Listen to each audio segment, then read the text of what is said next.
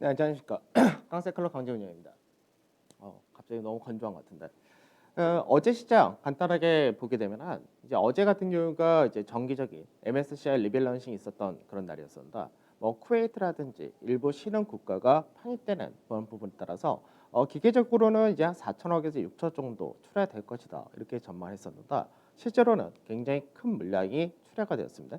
그로 인해서 지수는 이제 2,600포인트를 다시금 하회한 그런 모습을 나타내줬다는데 이 분위기가 시장에서 그동안 11월 시장에서 강세를 끌고 왔었던 분위기가 바뀌느냐 이 부분을 생각해야 된다. 실제로 기계적인 매도이기 때문에 그 영향은 제한적이다. 이렇게 전망이 됩니다.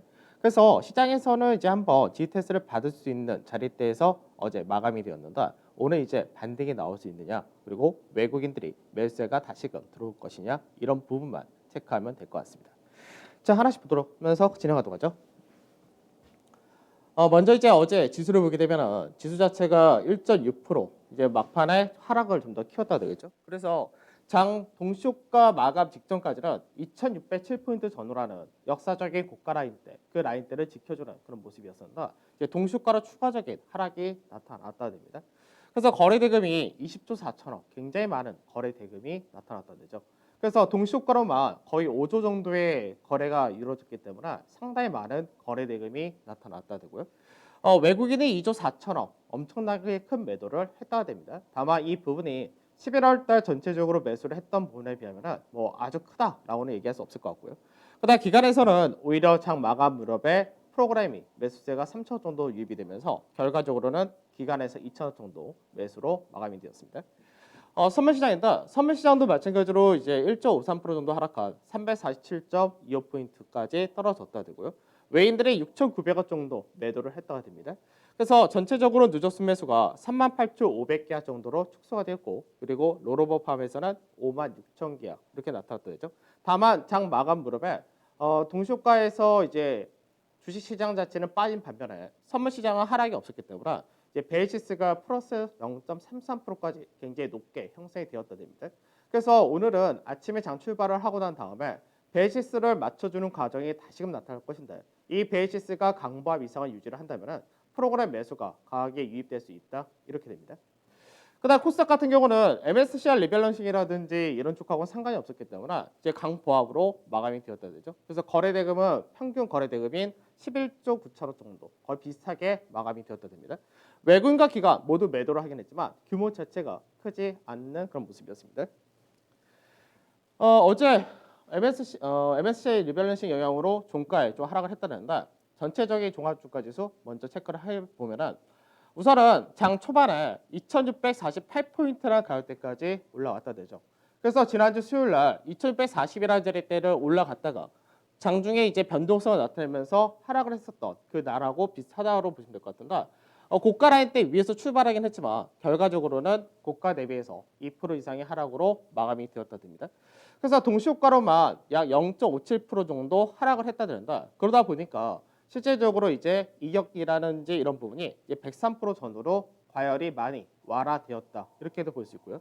그 시장에서 2,585에서 2,607포인트 이 라인대가 앞전에 역사적인 고가 중심 가격이기 때문에 이 라인대에서 G테스트 한번 받을 수 있는 그 구조는 동일했었다가 된다. 이 라인대에서 마감이 되었다 되죠. 그래서 오늘 같은 경우는 시장에서 2,607포인트라는 자리대를 회복해 주는 것이냐 또는 약세가 좀 더 이어질 경우는 2,585포인트 자리대를 지켜주느냐 이 정도만 체크하시면 될 것 같습니다. 자, 대형지수 보도록 하죠. 아무래도 시장 자체가 MSCI 리밸런싱을 할 때 국내 시총상의 대형이 그 대상이 되기 때문에 대형지수 같은 경우가 하락이 더 크다 이렇게 볼 수밖에 없겠죠. 그래서 대형지수로는 동시효과에 0.67% 하락을 했었고 동시효과로만 거래 대금이 약 1조 1,200억 정도 나왔으니까 동시효과로만 굉장히 큰 물량이 출하가 되었다 됩니다.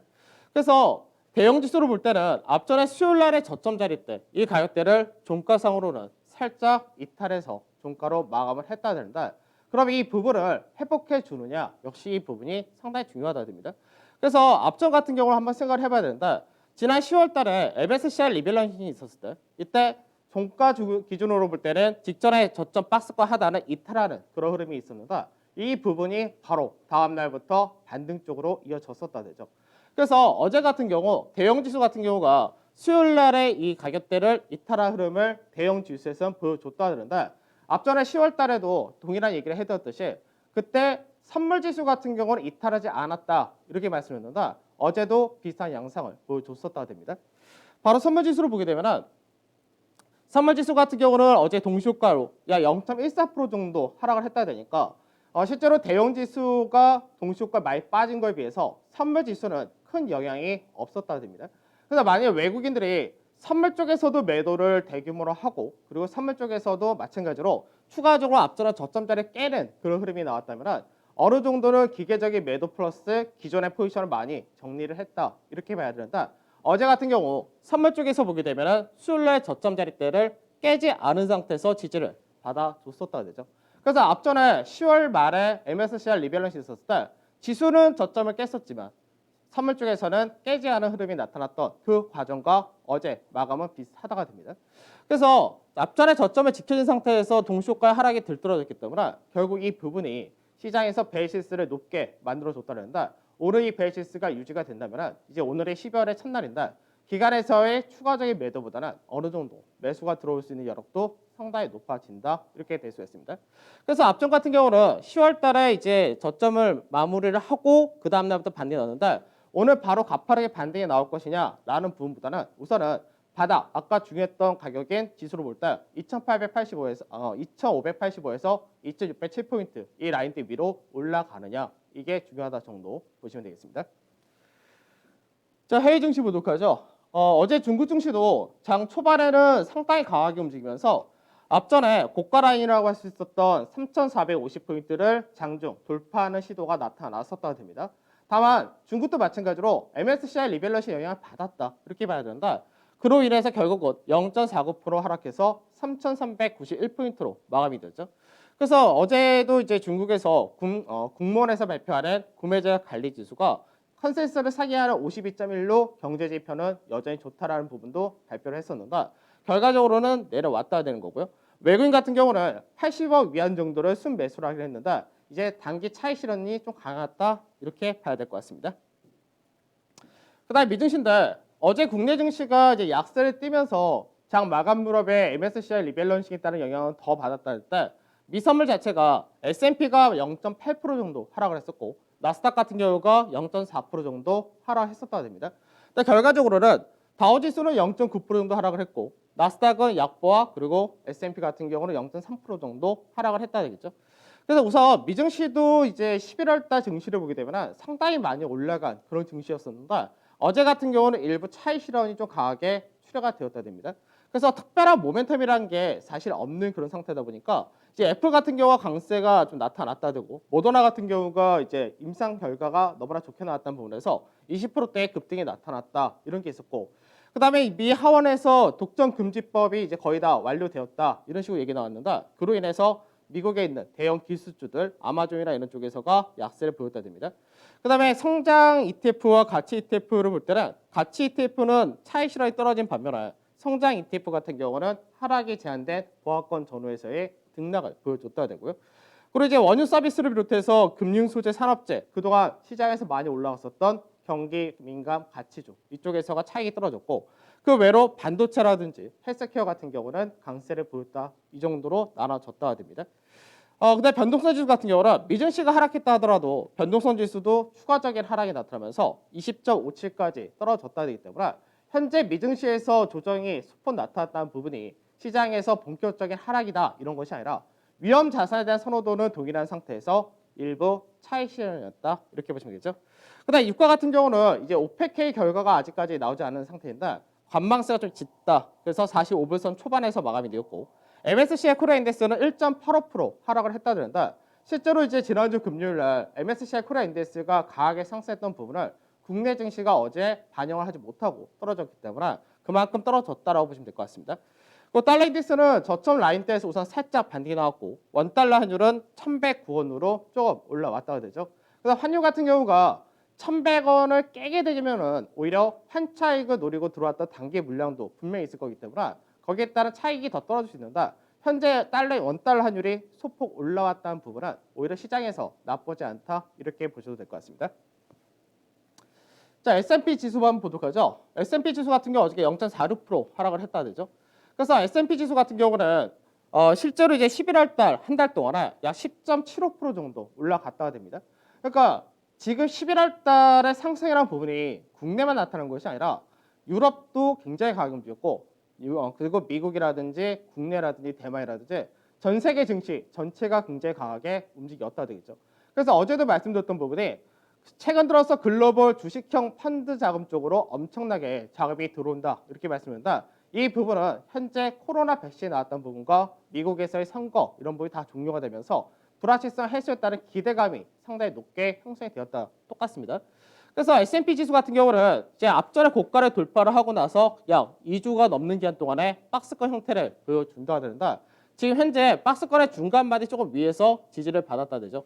그러면 이제 상단 자리를 넘어가는 과정이 나타날 텐데 이 상단을 넘어가게 될 경우 어제 말씀드렸던 3,750포인트 전후가 연말 목표치라는 부분은 동일하다 이렇게 보시면 되겠습니다. 자, 그다음에 나스닥 선물입니다. 나스닥 종합지수죠. 나스닥 종합지수 같은 경우는 실제로 약간 반반이다라고 말씀드렸는데 이 돌파를 했다가 되죠. 그래서 나스닥 지수를 볼 때 테슬라가 사실 굉장히 크게 끌고 올라갔었고 애플이라든지 마이크로소프트라든지 이런 쪽에서는 사실 모양 자체가 좀 어중간한 모양새가 이어졌다 이렇게 봐야 되는데 어제 같은 경우는 애플이 또 지수를 받쳐주는 그런 흐름을 보여줬다 됩니다. 그래서 나스닥 종합주가 지수는 지금 상가 패턴의 상단을 돌파하고 나서 지지를 받아주는 그런 모습을 보여주기 때문에 이 구간대를 이탈하지 않는다면 추가적인 반등이 역시 더 열려 있다 이렇게 보시면 될 것 같습니다. 자, 그다음에 MSCI 코리아 인덱스죠. MSCI 코리아 인덱스 같은 경우는 이제 한 달 동안 약 17.75% 올라갔으니까 어저께 이제 하락분이 나타나지 않았다면 거의 20% 가까운 그런 상승을 했었다고 됩니다.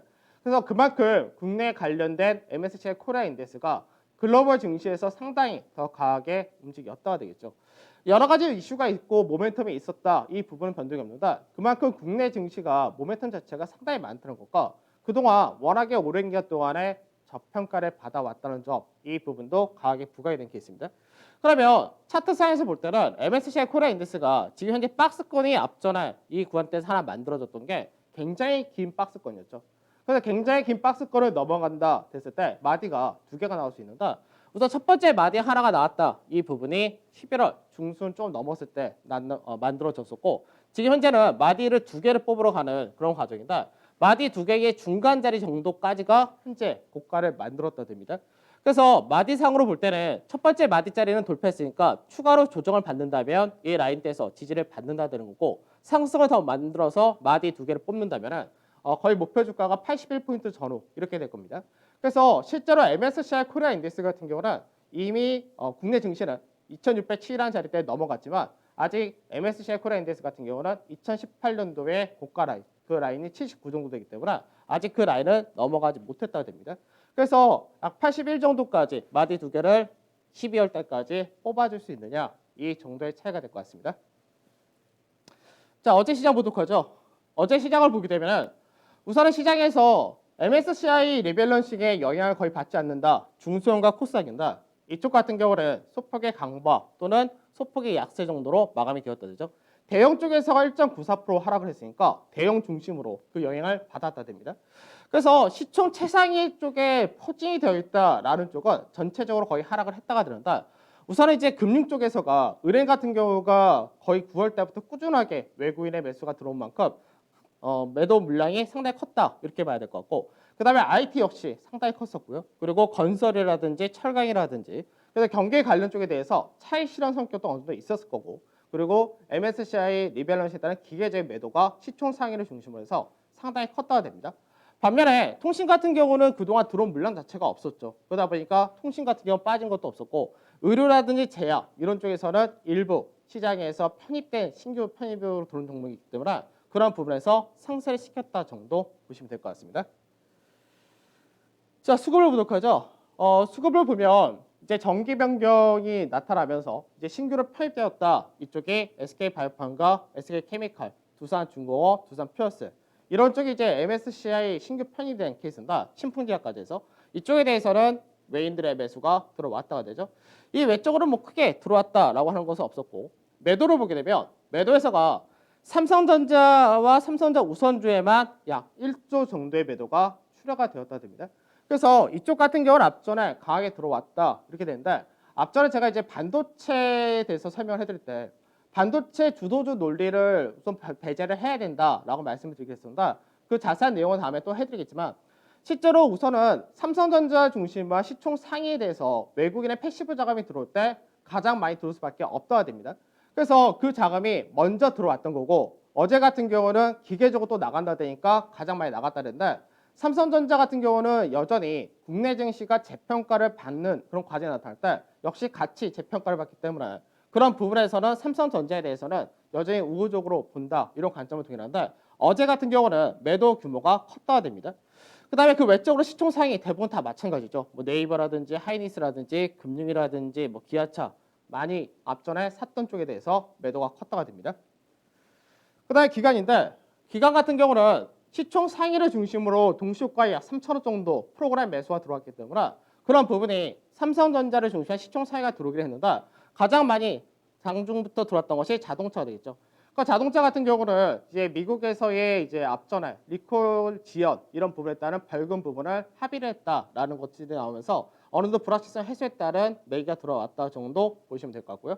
그 외적으로 포스코라든지 SK이노베이션이라든지 세트라든지 네이버 시총 상위 전반적으로 들어온 모습 동일했다가 됩니다. 근데 매도 쪽에서는 매도가 좀 작았는데 오히려 이제 리밸런싱에 따라서 이제 먼저 들어왔던 종목군들에서 매도가 나타났다 됩니다. 그래서 SK 케미칼이라든지 이런 쪽에 매도가 나왔고 그 외적으로도 매도가 전체적으로 있긴 했었는데 규모 자체는 그렇게 크게 나오지 않았다 보시면 되겠죠.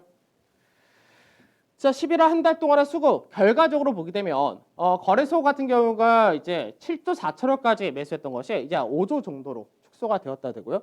코스닥 같은 경우 거의 변동이 없다. 차이가 없죠. 그다음 선물 쪽에서가 4만 금액으로 4조 2천억 정도 됐던 것이 3조 6천억 정도 됐다 됩니다. 그래서 앞전에는 이 현물 쪽과 그리고 선물까지 금액적인 부분에서 10조가 넘어갔던 그런 부분이 이제는 한 9조 정도 된다고 보시면 되겠죠.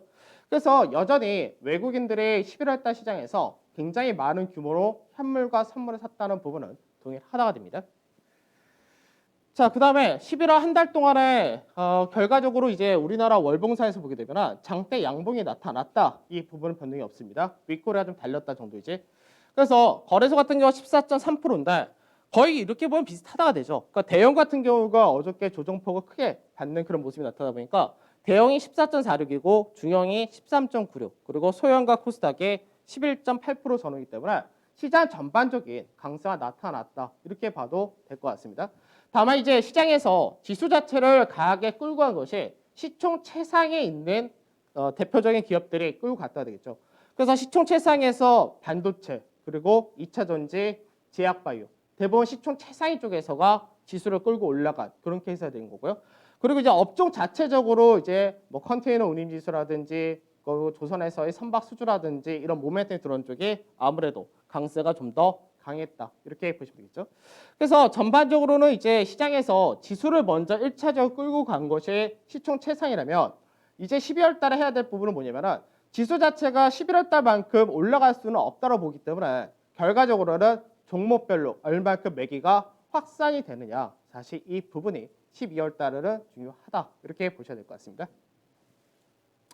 자, 12월 달 중요하게 체크해야 될 부분만 우선 보도록 하죠. 우선 이번 주 오펙회의가 있습니다. 그래서 아직 오펙회의에서 3개월 정도의 감산을 연장하느냐 이 부분 결정이 안 났는데 이게 나오느냐 안 나오느냐 시장에서 약간은 변동이 있을 것 같고요. 그 다음에 오늘 같은 경우 국내 11월 달 수출 발표했습니다. 그래서 수출 컨센서스가 전년 대비해가지고 약 6.8% 정도 증가할 것이다 라고 전망하는데 이 부분이 충족되는 그런 흐름이 나온다면은 수출주를 중심으로 다시 한번 모멘텀을 볼 수 있다가 될 거고요. 그다음에 중국에서의 차이신 구매자 지수 역시 발표했는데 이미 어느 정도 정점에 와 있는 케이스이기 때문에 크게 하락이 떨어지지 않는다면은 무난하다 보시면 될 것 같습니다. 그리고 이번 주에 미국에서의 실업률 같은 고용 보고서가 있고요. 그다음에 다음 주가 되면은 이제 국내 선물 옵션 만기일이 있는데 이때까지는 외국인들이 현재 현물과 선물 이제 같이 동반 플레이를 하는 부분을 이끌어 갈 것이다 이렇게 말씀드렸었고 그러고 나서 22 통화정책회의도 있는데 22 통화정책회의는 앞전에 예고를 했었습니다. 무슨 예고를 했냐면 부양책을 발표를 할 것이다. 그래서 부양책 기준이 시장에서 기대치만큼 충족을 하느냐 이 부분이 중요합니다. 그다음에 3주차가 들어오게 되면 이제 미국에서 선거인단 투표가 나타나면서 이제 바이든의 당선을 확정시키느냐 이 부분이 있습니다. 다만 이제 시장에서 바이든이 당선되었다는 부분은 어느 정도 선반이 됐기 때문에 추가적인 호재로 인식될 가능성 없다가 될 것이고요. 그다음에 연준회의가 있는데 연준회의에서 부양책 기대감이 있습니다. 다만 연준에서 적극적으로 통화 정책이나 이런 부분을 아직은 피지 않을 가능성도 있기 때문에 이 부분이 시장에서 호재가 되거나 또는 시장에서 실망감이 나타날 수 있다 정도 체크를 해야 되고, 그 다음에 미국에서의 선물 옵션 만기일이 있습니다. 그래서 미국도 역시 마찬가지로 최근 들어서 굉장히 강하게 움직인 그런 케이스이기 때문에 미국 같은 경우가 이때까지 강세를 계속해서 이어갈 거냐 이 정도가 될 겁니다. 그래서 제가 말씀드렸던 시장에서의 마무리하자라는 구간이 이때 18일 이때까지 해서 마무리하자 이렇게 말씀드린 건데, 왜 그러냐면 그 다음번 4주차 5주차 들어오게 되면 우선은 거래량 자체가 상당히 많이 줄어들 겁니다. 우선은 이제 미국 테슬라 같은 경우도 S&P 편입이 되는데 S&P 편입이 되면은 앞전에 액면 분할했을 때와 비슷한 효과가 나타날 것으로 전망이 되는데 기대치로 인해서 급등했던 부분이 차익실현 떨어질 가능성이 있다 이 부분도 있고요. 그다음에 아무래도 성탄절 연휴가 있고 이렇기 때문에 국내에서도 신용 물량이 많은 부분이 연휴를 앞두고 이 물량이 일부 출회될 가능성도 있다고 봅니다. 그 5주차가 되면은 이제 배당락 그리고 30일 날이 폐장이기 때문에 거래 수가 별로 없다고 되죠. 그래서 이때까지 거의 3주차까지 될 수 있으면 올해 증시에서의 포지션이라는 것들은 마무리하자 이 전략은 동일하다가 됩니다. 자, 그다음에 하나 더 체크해야 될 부분이 이제 테슬라가 편입이 됐을 경우 S&P 편입이 되기 전에 현재는 상당히 많이 주가가 선방하고 있는데 편입이 되게 되면 어떤 일이 벌어질 거냐, 차익실이 떨어지지 않을까 이 부분인데 글로벌스 리튬 ETF입니다. 그래서 이 부분이 거의 전기차 ETF다 이렇게 보시면 되는데 어제 같은 경우 테슬라가 3% 하락했죠. 그러다 보니까 이제 리튬 ETF 같은 경우는 1.9% 정도 하락을 했다가 됩니다. 그러니까 주간 기준인데 그러니까 상당히 많이 올라왔다가 되죠. 그러니까 국내 전기차와 테슬라 이 부분도 거의 비슷하다 이렇게 볼 수 있는데 이 ETF에 국내 삼성 SDI가 약 5% 정도의 지분을 차지하고 있고 그다음 LG화학이 4.8% 정도 지분을 차지한다고 됩니다. 그래서 최근 들어서까지 테슬라가 강세를 띠면서 외국이나 외국인 쪽에서 자금이 계속해서 유입됐던 것이 이 삼성 SDI와 LG화학도 이 ETF에 따른 효과를 봤었다 되기 때문에 나중에 테슬라가 S&P 편입이 되면서 그쪽에서 차익이 떨어져 갈 때 테슬라 자체가 이쪽에 영향을 많이 주기 때문에 여기서 마찬가지로 차익이 출회가 된다면 그때는 국내 관련해서 들어왔던 쪽 역시 출회가 될 수 있다 부분까지도 생각을 하셔야 될 것 같습니다. 자, 투자 전략 간단하게 빨리 보도록 하죠. 거의 다 비슷하죠. 비슷한데 거의 다 비슷하고 이제 경고점 C테스트 이것만 더 확인하면 될 것 같고 코스닥 같은 경우는 이제 똑같죠. 추가적으로 상승 좀 더 할 거냐 아니면 매물대 진입과 더불어서 신용 물량 여기에 따른 경계가 나타날 거냐 이 차이입니다. 자, 바로 추천주 하나 보도록 하면은 추천주 같은 경우는 어제 전체적으로 수익이 줄어들었다고 되겠죠. 그래서 자동차 쪽을 제외하고는 이제 전체적으로 수익이 줄어들었다고 되는데 마진은 다 동일하게 잡고 가시면 될 것 같습니다. 다만 이제 LG 디스플레이 같은 경우는 어제 종가가 15,250원 정도 나타났다는데 오늘 이제 아침에 출발하면서 약간 변동이 나타나면서 이 자리 때 살짝 깬다 하더라도 오늘은 이 가격을 무시하는 쪽으로 그렇게 말씀드리도록 하겠습니다. 자, 12월의 첫날입니다. 12월 2020년 마지막 달인데 이달 뭐 아주 크게 상승한다 이런 기대보다는 종목별 업종별로 차별화가 이어질 가능성이 높다는 부분과 그리고 어느 정도 마무리하는 전략이 서서히 필요한 구간이다 이렇게 보시면서 가시면 될 것 같습니다. 저는 내일 찾아뵙도록 하겠습니다. 감사합니다.